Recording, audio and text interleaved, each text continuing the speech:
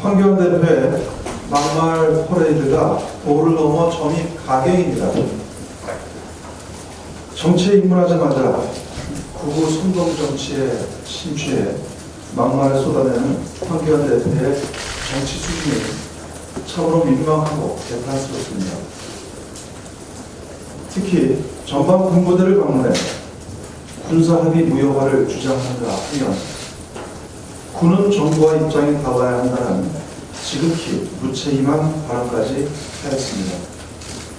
과연 대한민국의 총리와 법무장관까지 지냈다는 분이 한 말이 맞는지 귀가 의심스러울 지경입니다. 이는 국민이 선출한 대통령의 군 통수권을 전면으로 부정하고 헌법 질서에 도전하는 망언 중에 망언입니다. 공안검사 출신이자 권한대행까지 지낸 분이 이 같은 발언의 엄중함을 모를 리 없습니다. 즉각 발언을 취소하고 대국민 사과를 강력히 요청합니다. 국민이 지옥에 살고 있다는 막말 역시 마찬가지입니다. 국회를 보이콧시키고 장기 가출하여 민생 외면 대장정을 벌인 주범이 바로 자유한국당이고 황교안 대표입니다. 무슨 정치로 민생 지역 운운한다는 말입니까? 입법 실적 제로의 4월 국회에 이어 5월 국회마저 무산된 처지에 놓여 있습니다. 지금 국회에는 추경과 민생 입법 등 시급히 해결해야 할 과제가 산적해 있습니다. 특히 추경이 제출된 지 벌써 32일이나 흘렀습니다. 경제활력 제고와 민생 안전을 위해 제발 일정할 수 있도록 조속한 국회 정상화를 거듭 촉구합니다. 국가 채무 비율과 관련해 자유한국당이 연일 터무니없는 가짜뉴스 공세를 펴고 있습니다. 국가 채무 비율이 40%를 넘으면 나라가 당장이라도 망한 것처럼 호들갑을 떨고 있는 것입니다. 더욱이 소위 재정 건전화를 핑계 삼아 경제활력 제고와 포용적 안전망 구축을 위한 정부의 손발을 묶기 위해 국가 채무 비율을 40% 이내로 무리하게 제한하는 입법까지 자유한국당이 추진하고 있습니다. 이러한 자유한국당의 주장은 흑세 무민이며 국가 재정의 역할을 부정하는 것입니다. 첫째, 적정한 국가 채무 비율이 40%라는 주장부터 전혀 근거가 없습니다. 우선 적정한 정부 지출과 국가 채무 비율을 나타내는 재정 수칙과 관련해 세계적으로 통용되는 기준이 전무합니다.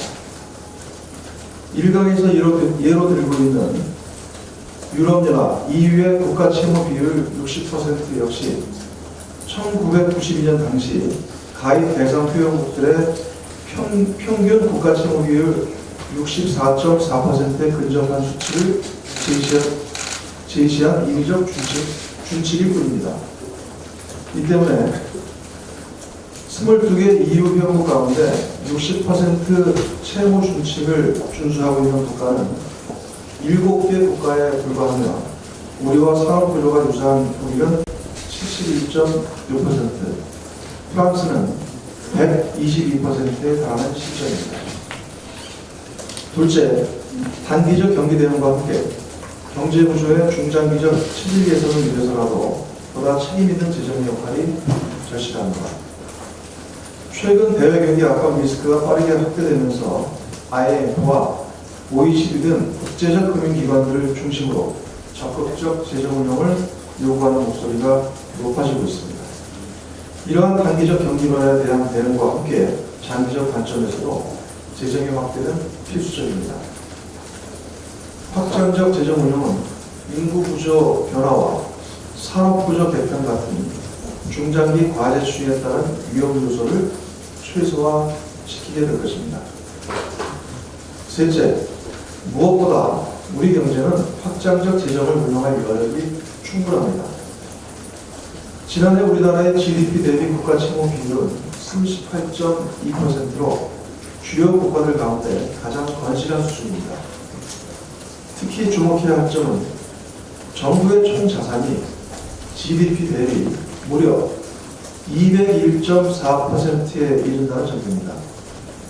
즉 정부의 순자산이 GDP 대비 163.2%에 달할 정도로 여유 있는 상황에서 보다 적극적으로 재정을 운영할 여력이 충분한 셈입니다. 더욱이 문재인 정부가 확장적인 방향으로 재정을 편성 운영한다 해도 오는 2020년 기준 40% 남짓한 국가 채무 비율을 나타나게 됩니다. 당정은 적극적인 재정 투자를 통해 경제 활력과 민생 안정에 보다 속도를 낼 수 있도록 최선을 다할 것입니다. 아울러 편성된 예산이 효율적으로 집행될 수 있도록 만전을 기할 것입니다. 이번 추경이 처리되는 대로 당정 확대 재정관리 점검회의를 개최해 재정 집행 상황과 하반기 재정운영 방향을 논의하도록 할 것입니다. 이상입니다.